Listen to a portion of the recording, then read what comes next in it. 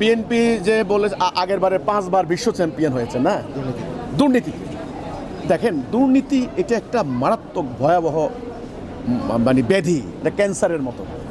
শিক্ষা ব্যবস্থা যদি দুর্নীতিগ্রস্ত হয়, উদাহরণ দিচ্ছি আপনার প্রশাসন ব্যবস্থা, সকল ক্ষেত্রে বিচার ব্যবস্থা, এখানে পুরা রাষ্ট্রটা একটা বডির মতো, পুরোটা একটা সিস্টেম, একটা গাছের মতো।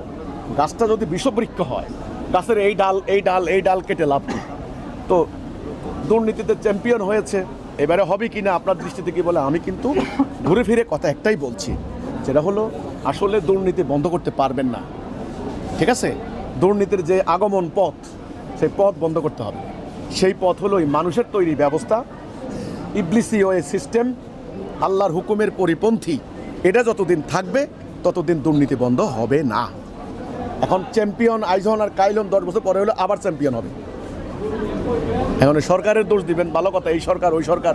এখন তো সরকার ভালো ভালো কথা বলছেন, তারেক জিয়ার খুব ভালো একটা অ্যাটিটিউড দেখতে পাচ্ছি, মন্ত্রীদেরও খুব সুন্দর সুন্দর কথা, কিউট কথা। তাই কয়দিন থাকে এটা দেখেন না, সিস্টেমটাই তো ভুল। এখানে ভালো মানুষ খারাপ হইতে বাধ্য। সিস্টেম, আমি বারবার বলতেছি, আসেন আমরা সিস্টেমটা পাল্টাই। এটা সম্ভব। দেখবেন এই মানুষগুলো খারাপ না, মানুষগুলা অনেক যোগ্যতা সম্পন্ন, অনেক শিক্ষিত, অনেক জ্ঞানী, অনেক পারিবারিক ঐতিহ্য আছে এদের। এরা দুনিয়া দেখেছে, এরা বিজ্ঞান প্রযুক্তি সম্পর্কেও জানে, ভালো ভালো ইংরেজিও বলতে পারে। কিন্তু সিস্টেম যদি খারাপ হয়, আপনি একটা রাস্তা যদি এরকম হয়, আপনি সোজা চলতে পারবেন না। বাঁকা রাস্তায় বাঁকা আপনাকে করবে। এই জন্য আসেন সিস্টেম পাল্টাই।